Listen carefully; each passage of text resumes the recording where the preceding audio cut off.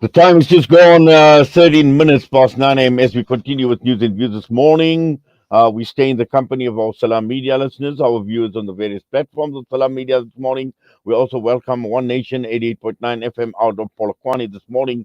Wonderful that you are able to join us on the show. We welcome you to the show. This is News and Views with myself, Inayat Wadi, and we've still got a fair amount to unpack from now right until 10 a.m.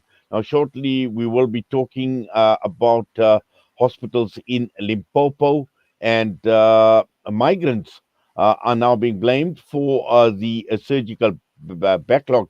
And that's according to the MEC Lukhona. And we were going to be talking with, no, yes, we are talking with Lukhona Mnguni this morning, political analyst. But according to the MEC Ramathuba, blaming migrants for the Limpopo hospitals. We're also taking a look at Islamic Relief South Africa. We're looking at the East Africa campaign with Abdul Alim Hamza, head of fund development at Islamic Relief South Africa. So a fair amount to unpack from now right until 10 a.m. But yes, our hospitals, our medical services, our healthcare services are under pressure in this country, and we've heard about these huge backlogs that are taking place across many hospitals in the country, and Limpopo province is just one of them. And going straight now to be joined by political analyst Lukhona Mnguni. Lukhona, good morning to you, and welcome to the show. A very good morning to you and good morning to your listeners. Right. The fact that MEC Ramathuba is blaming migrants for the surgical backlogs that are taking place, and we know that a video has actually gone viral showing Ramathuba at the hospital in Bella Bella addressing and admitted foreign national. What is your take, on these comments that have been made by the MEC blaming the migrants? Well, I think the first thing to highlight is that the MEC's conduct was extremely unethical, unprofessional, and undesirable because you do not address a person in that nature, especially not when they're in their point of weakness, needing medical care, and therefore medical care needing a conducive environment for people to recover and heal. But also extremely profiling in the general xenophobic way that we always condemn, where you start off by asking a person what language do they speak, and from that flows all other kind of negativities and undesirable sentiments. So I think it's very important to highlight that issue. Of course, the MEC is saying something that isn't new insofar as the impact of our porous borders on public services and social cohesion in some instances. And these are issues that she's not powerless. She can address. You would probably find it difficult to see what she has written to the Minister of Home Affairs to try and deal with the porous borders in the Limpopo province, which make it easier for people to find themselves traveling in and out of Limpopo in some instances for medical care and certain services, or make it easy for people to find themselves living within the boundaries of the province of Limpopo. It's a far wider problem, and it's not created necessarily by the patient that she was having a go at. And I think even the people who agree with what the MEC said, definitely they wouldn't appreciate it if some politician just pitched up after an operation or whatever procedure in a hospital and just started blaming them for, I don't know, poor taxes in the country. Yes, and also in a country where we know that xenophobia is a highly sensitive issue, and we've seen the disastrous consequences of xenophobic behavior in this country, very irresponsible on the part of the MEC. Extremely irresponsible, extremely triggering, and almost emboldening those who have been making this kind of calls. Some making those calls under the banner of Operation Tutula and so on. Now, the people may find that their message is resonating with those in authority, and they even to go around taking the law into their hands, harassing people they deem to be illegal foreigners. Because I mean, the MEC puts the bar so low, simply on the basis of the language the person speaks. They are here illegally. Does not endeavor to undertake a process to check whether this is a documented or undocumented person in the country, and if they are documented or undocumented, there are enough legal reasons why they still remain in the country and therefore are being given service. So you really have somebody in authority putting the bar so low in terms of what is the test case for determining whether or not a person is an illegal foreigner. Now, this is not to promote illegality, but we just have to make the clarion call at all times that those who are in power and positions of authority must behave in a way that accords with their, with their office and their duties. We're still an MEC who has also taken an oath as a medical officer. Yes, and also I think what is important to understand is the type of language that is being used. When we're talking about, neighboring countries abusing our system, and also find that, being unapologetic about comments like these. Now, clearly, this is not on. No, it is not. But some people feel that it is simply because it helps to justify their own lens of analysis of our society and the type of prejudice perhaps that they would love to see visited upon those who are not from South Africa and therefore have not been documented. Part of the documentation problem, by the way, is also self-created by government.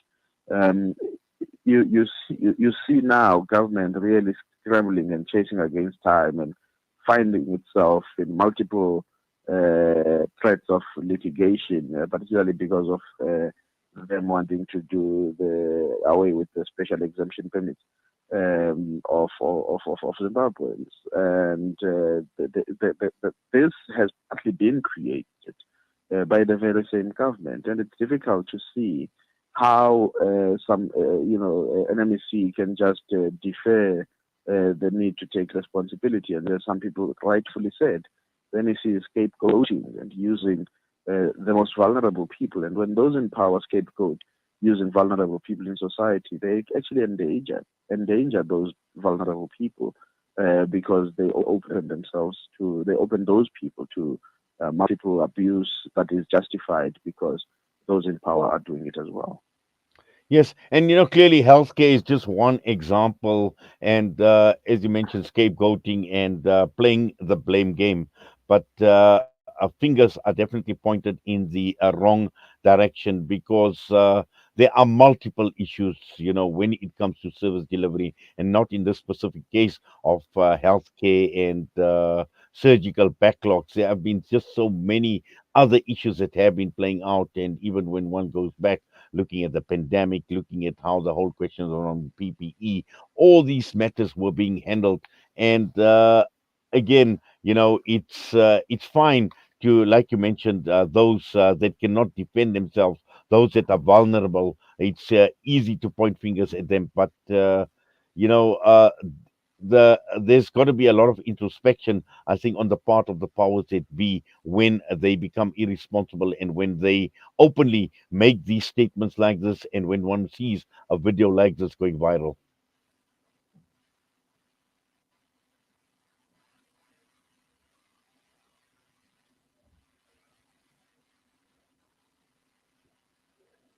Yes, I think for some reason or the other, we have lost Lukhona Mnguni. What we're going to do is we're going to play out this video. We're going to try and get hold of Lukhona, but let's just play out this video for a minute or two.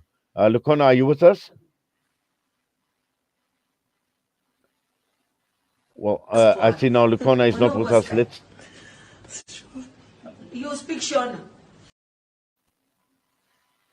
First one. When was Sky?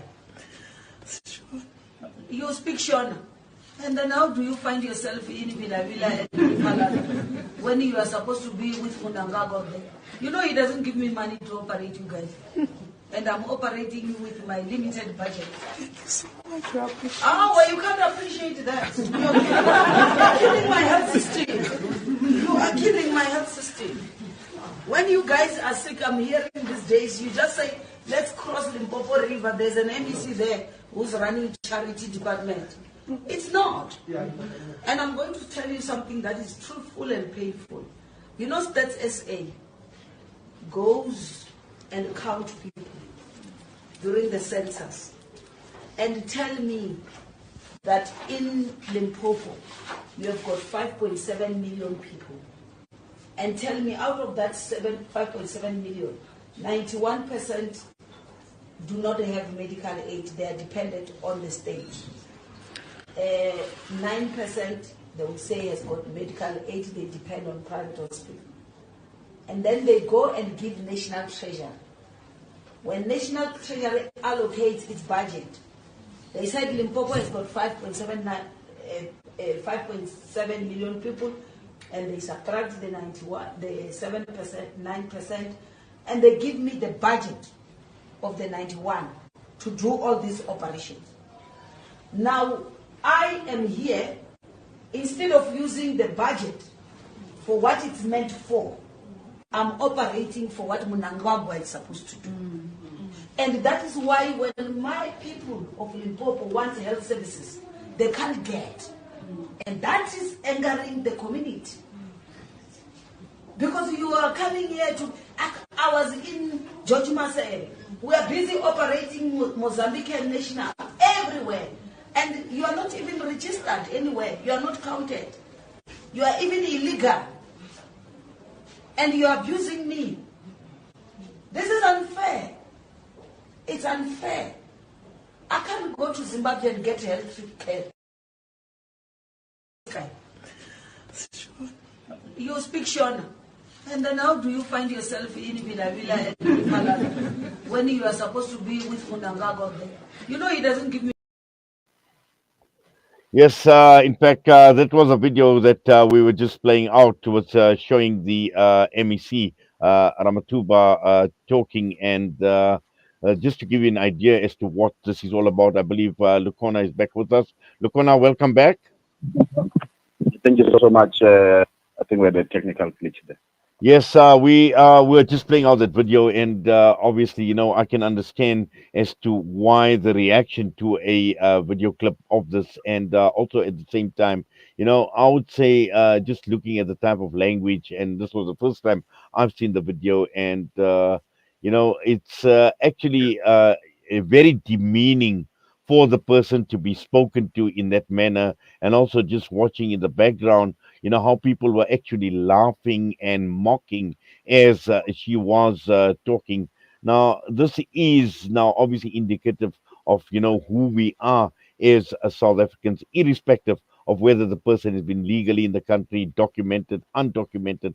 But at the end of the day, this is a human being that we are talking to, Lukhona.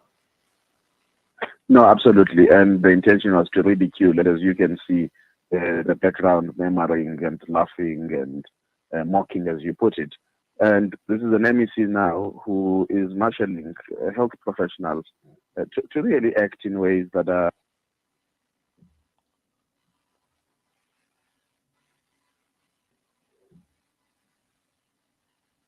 Yes, it does appear that we are having a bit of a problem. We obviously we have run out of time, but unfortunately, Lukhona Mnguni having some technical problems out there. But I think we get the gist of what is actually transpired, and this is clear that when we're talking about people in positions, people like MECs and just saying what they want to, and where is the question mark is, where is the humanity? Why are you directing your anger and your frustrations at the wrong people when we know what is taking place on a national level? We know what is taking place with government, and we see a country that is what's close to 4 trillion in debt. uh, you know do something about that. Speak out against what is taking place at municipal level, what the provincial governments are doing.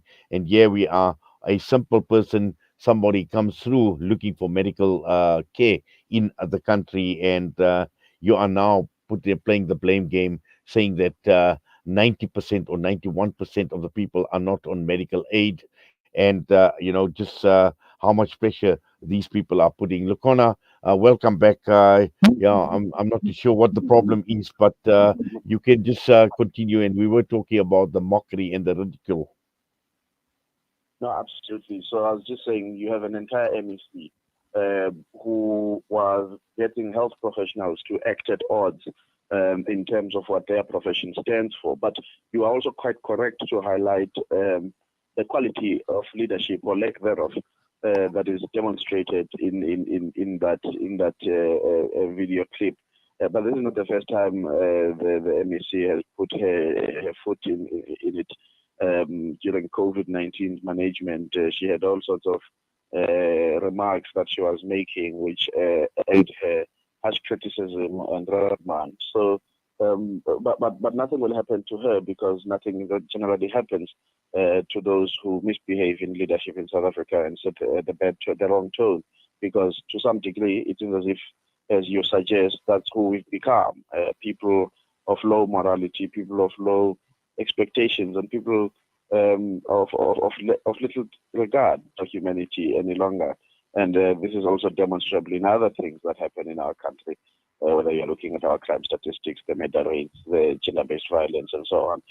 We just keep eroding the morality base of our society. Well, Lukhona, thank you very much for that and for taking time out talking to us this morning. All the best to you. Thank you so much. That was Lukhona Mnguni joining us this morning, political analyst, against the background of the unacceptable behavior of MEC Poppy Ramathuba in Limpopo. And despite receiving criticism, she says that she actually stands by her views. And that is the type of response, that is the arrogance that we're seeing coming out of the MEC. The time is just gone 9:30 a.m. We're going to go for a break. We come back. We'll be joined by Abdul Alim Hamza, Islamic Relief South Africa.